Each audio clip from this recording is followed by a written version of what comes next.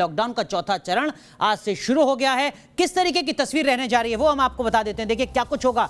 मनोरंजन के लिहाज से सिनेमाघर बंद रहेंगे, मल्टीप्लेक्स भी बंद रहेंगे, कुछ उसी तरीके की स्थिति जैसी पहले थी। इसके अलावा और क्या कुछ होगा चौथे चरण में वो हम आपको बताते हैं। तो एंटरटेनमेंट के लिहाज से तो आपको राहत नहीं मिलने जा रही है, लेकिन अब होगा क्या। अंतर यह है कि रेड जोन क्या होगा, ऑरेंज जोन क्या होगा, ग्रीन जोन ये क्या होगा, ये अब तक केंद्र सरकार तय करती थी, लेकिन अब राज्य सरकारें तय करेंगी। बस चलेंगी या नहीं चलेंगी राज्य के अंदर, राज्य से दूसरे राज्य में, ये भी राज्य सरकारें तय करेंगी। सैलून खुलेंगे या नहीं ये अब राज्यों की तरफ से तय किया जाएगा। इसको लेकर अभी बहुत ज्यादा स्थिति साफ नहीं हुई है। सरकारी दफ्तर खुलेंगे, प्राइवेट दफ्तर भी खुलेंगे, लेकिन शर्तों के साथ। शर्त क्या है? वो जो तमाम कर्मचारी हैं उनको ट्रांसपोर्ट मुहैया कराने की बात है, कर्मचारियों की संख्या कितनी होगी इसको लेकर भी बात है। और यही जो नियम है ये फैक्ट्री पर भी लागू होता है। तो अर्थव्यवस्था को पटरी पर लाने के लिए ये एक बदलाव किया गया है। अब तक के चरण के मुकाबले इस चौथे चरण में मेट्रो नहीं चलने जा रही है, घरेलू उड़ानों पर प्रतिबंध रहेगा, सामान्य ट्रेन भी नहीं चलेंगी, जो स्पेशल ट्रेन है वो चलेंगी, और बस की जो सेवा है वो सिर्फ तब मिलेगी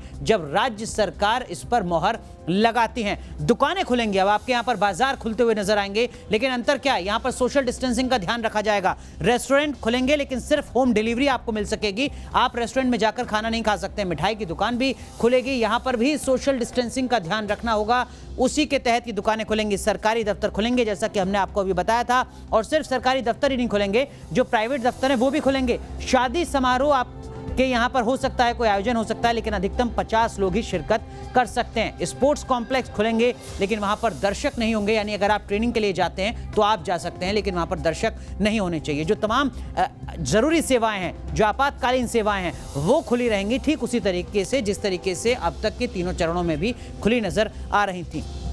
ट्रक की जो सेवा है, यानी जो इस तरीके का काम करते हैं, ट्रांसपोर्टेशन का काम करते हैं, वो लगातार चलते रहेंगे। सड़कों पर आपको ट्रक नजर आएंगे, लेकिन स्कूल, कॉलेज और जो कोचिंग संस्थान हैं ये बंद रहेंगे, ठीक उसी तरीके से जिस तरीके से लॉकडाउन के पिछले 3 चरणों में भी हमने देखा था। स्कूल बंद रहने जा रहे हैं, स्कूल नहीं खुलेंगे, कॉलेज नहीं खुलेंगे, कोचिंग संस्थान भी नहीं खुलेंगे, ये साफ कर दिया। और इसके साथ साथ जो मॉल्स हैं वो भी बंद रहेंगे, होटल्स भी बंद रहेंगे। तो ये कुछ उसी तरीके की स्थिति है जैसी कि अब तक हम देख रहे थे लॉकडाउन के पिछले 3 चरणों में। इसको लेकर राज्य सरकारों के स्तर पर भी फैसला नहीं लिया जाएगा, ये केंद्र सरकार की तरफ से साफ कर दिया गया है। राज्य सरकारों की तरफ से तय किया जाएगा कि वो दुकान खोलते हैं या नहीं खोलते हैं, वो बस चलाते हैं या नहीं चलाते हैं, क्या वो और आगे की रणनीति अपनाते हैं।